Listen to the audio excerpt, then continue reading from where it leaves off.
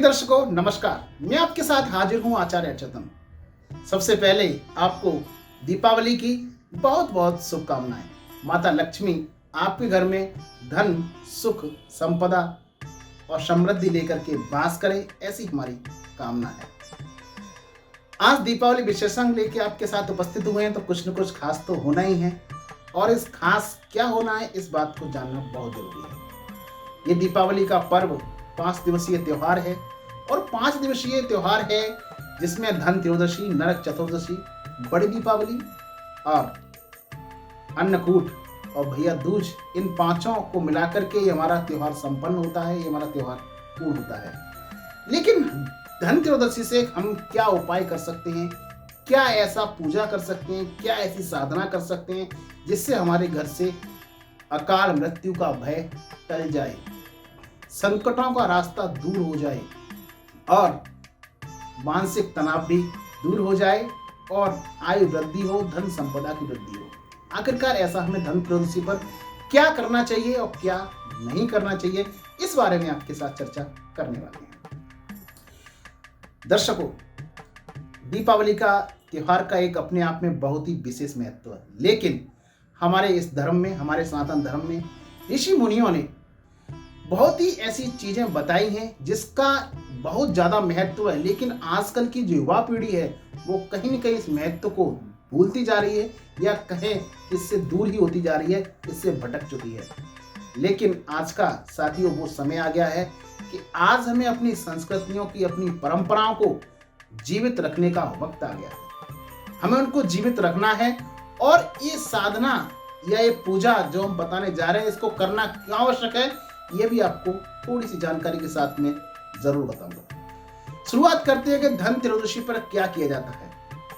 धन त्रयोदशी पर भगवान धन्वंतरी जी की पूजा की जाती है, और भगवान धन्वंतरी जो आयुर्वेद के दाता है, जिन्होंने पूरी दुनिया को आयुर्वेद दिया, जिन्होंने आयुर्वेद दिया, आयुर्वेद का ज्ञान दिया, ऐसे देवता को हम पूजा आराधना करते हैं कि हे भगवान धन्वंतरी जी, हमारे स्वास्थ्य को, सबसे पहला धन हमारा स्वास्थ्य होता है, तो हमारे स्वास्थ्य को अच्छा रखें, और हमारा स्वास्थ्य ही सबसे बड़ा धन है।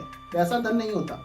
स्वास्थ्य हमारा अच्छा है तो सब कुछ अच्छा है। हम पैसे भी कमा लेंगे, सब कुछ जो चाहेंगे वो कर सकते हैं, बस हमारा स्वास्थ्य अच्छा हो जाइए। इसलिए भगवान धन्वंतरी की पूजा की जाती है। लेकिन भगवान धन्वंतरी की पूजा करने के बाद हमें और क्या करना है। शाम के समय, धन त्रयोदशी को शाम के समय एक यम के निमित्त एक दीपक जलाया जाता है, जिसे बोलते हैं विशेष दीपदान का मैंने नाम दिया है। विशेष दीपदान होता है, यम के निमित्त ये दीपक जलाया जाता है। ये दीपक जलाने से हमारे घर से अकाल मृत्यु का भय खत्म हो जाता है, आयु में वृद्धि हो जाती है, मानसिक तनाव चला जाता है। मानसिक तनाव से आपको मुक्ति होती है। जो व्यक्ति मानसिक तनाव में रहते हैं, डिप्रेशन में रहते हैं, उनको ये कार्य जरूर करना चाहिए। ये घर में एक ही करना चाहिए। घर में कोई एक व्यक्ति, बड़ा व्यक्ति कर सकता है, या घर का कोई एक सदस्य कर सकता है। सभी को करना आवश्यक नहीं है, सभी लोग इकट्ठे होकर के इस कार्य को करना चाहिए।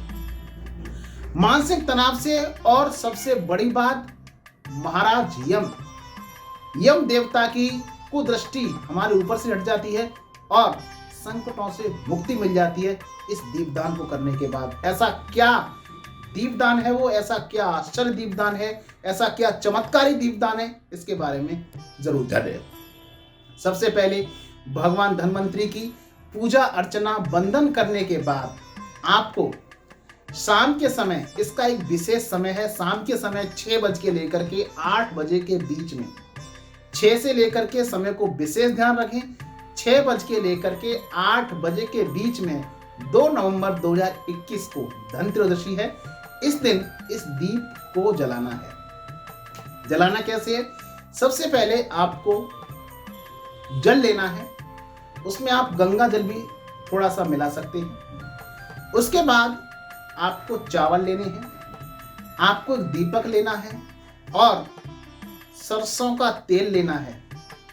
घी का दीपक बिल्कुल नहीं जलाना है, इसके लिए विशेष ध्यान रखें। ये दीपक जो यम के लिए दीपक जलाया जाता है, ये तेल का ही जलाया जाता है। तो सरसों का तेल लेंगे, 4 बत्ती लेंगे, 4 बत्ती ले सकते हैं या 2 बत्ती बड़ी बड़ी बना सकते हैं और दीपक में लगा देंगे तो उसके 4 मुंह हो जाएंगे।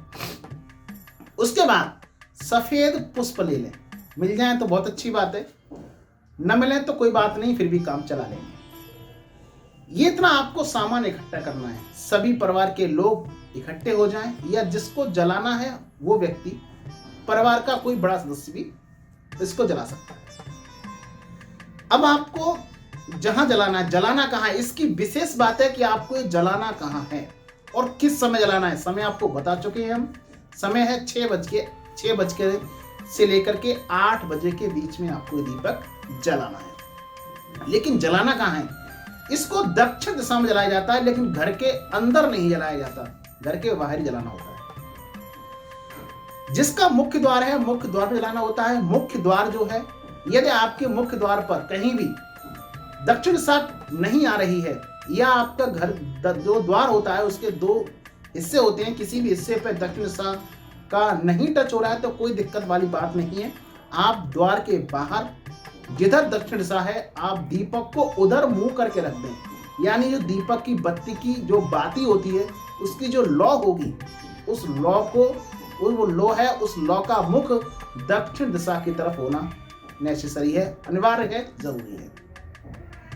रख सकते हैं, घर के बाहर रखना है।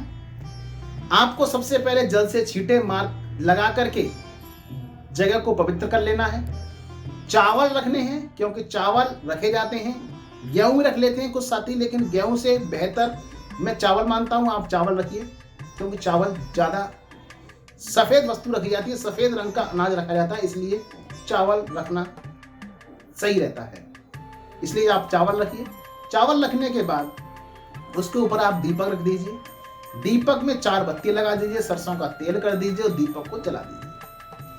और उसका मुख किधर रखना है, दक्षिण दिशा की तरफ रखना है। 4 बत्ती हैं, 4 दिशाओं में उसका। ये 4 क्यों कह रहे हैं हम बार बार, 4 बत्ती का दीपक, 4 बत्ती का दीपक है। 4 बत्ती धर्म, अर्थ, काम और मोक्ष का प्रतीक है, इसलिए 4 बत्ती का दीपक जलाया जाता है। दीपक को जलाने के बाद आपको हाथ जोड़ के यम देवता से बस यही प्रार्थना करनी है कि हे यम देवता, हमारा इस दीपक को आप स्वीकार करो, हमारे इस दीपक के माध्यम से इस प्रार्थना को स्वीकार करो और हमारे ऊपर से, हमारे परिवार के ऊपर कभी भी अपनी कुदृष्टि मत डालना और हमारे परिवार से सदैव खुश रहना। इतनी सी आपको प्रार्थना करनी है। इस प्रार्थना को करने के बाद, 2 लाइनें बोलने के बाद आपका ये कार्य पूर्ण हुआ। अब यही कार्य आपको 5 दिन तक लगातार करना है। यही कार्य आपको 5 दिन तक लगातार करना है। 5 दिन तक यह कार्य आपको लगातार करना है, यानी त्रयोदशी को करना है, नरक चतुर्दशी को करना है, दीपावली को करना है, अन्नकूट के दिन करना है और भैया दूज के दिन भी करना है। जिनके घर में यह कार्य होता आया है या जिस दीपक को जलाते आए हैं, इसलिए यह एक विशेष कार्य है, इसलिए इसको जलाना ज्यादा जरूरी है। यह दीपक आपको जरूर जलाना है। यह दीपक आपको बचाएगा अकाल मृत्यु से, यह दीपक बचाएगा आपको अपने संकटों से, यह दीपक दूर करेगा आपकी मानसिक समस्या को, यह दीपक दूर करेगा आपके मानसिक तनाव को और आपके घर में प्यार, सुख, समृद्धि, धन सब कुछ लेकर आएगा। इसलिए आपको इस दीपक को जरूर जलाना है। 5 दिन लगातार यही प्रक्रिया दोहरानी है, लेकिन विशेष ध्यान रखना है आपको, 5 दिन दीपक नया होना चाहिए, बत्ती नई होनी चाहिए, उसके नीचे रखे जाने वाले चावल भी नए होने चाहिए। अब आपके मन में एक सवाल उत्पन्न हो रहा होगा कि जो त्रयोदशी के दिन चावल रख देंगे, उन चावलों का अगले दिन क्या करेंगे? जब नई रखनी है तो उन चावलों का, ये दीपक का अगले दिन क्या करेंगे? उन चावलों को आप पक्षियों डाल सकते हैं या अपने घर के आसपास में नजदीक में कोई पीपल का वृक्ष है तो आप वहां जाकर के दीपक और चावल दोनों चढ़ा सकते हैं, पीपल के वृक्ष पर चढ़ा सकते हैं। यह कार्य आप 5 दिन लगातार करिए। इससे आपको क्लेश, रोग, मुक्ति यम महाराज यम देवता की कुदृष्टि से आप बचेंगे और मुख्य बात अकाल मृत्यु से बच जाएंगे। क्योंकि आज का जो पीरियड देख रहे हैं आप, पिछला जो समय बीता है, कोरोना काल जो बीता है, उसमें हमने अपने जाने पहचानने वालों को कितने लोगों से हमें कोरोना ने बिछोड़ दिया है, कितने लोगों से हम बिछड़ गए हैं। ये सब और सब क्या था? अकाल मृत्यु थी। इसलिए कहीं न कहीं आराधना जरूर कीजिए और इस दीपक को जलाएं। तो इसको जलाना इसलिए ज्यादा भी आवश्यक हो गया है, अपनों को अपने परिजन को बचा सकते हैं। इसके साथ हम और क्या करें, धन त्रयोदशी पर बर्तन खरीदने की परंपरा है।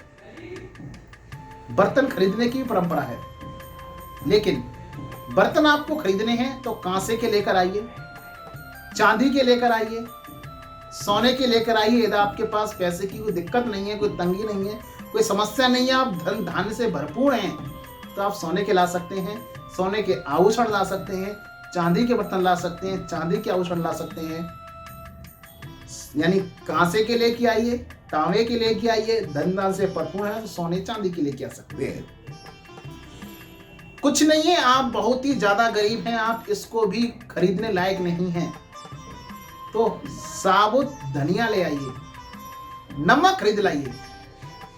नमक खरीदना है, साबुत धनिया खरीदना है, लेकिन प्लास्टिक,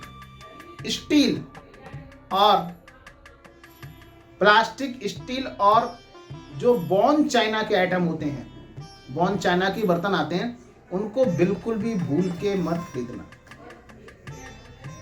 इन चीजों को आपसे परहेज करना है, इन चीजों को आपको बर्तन नहीं खरीदने हैं।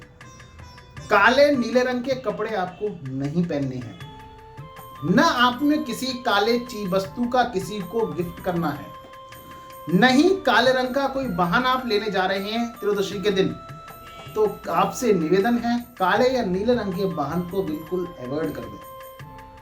अगले दिन कभी भी खरीद लें, लेकिन धन त्रयोदशी के दिन न खरीदें।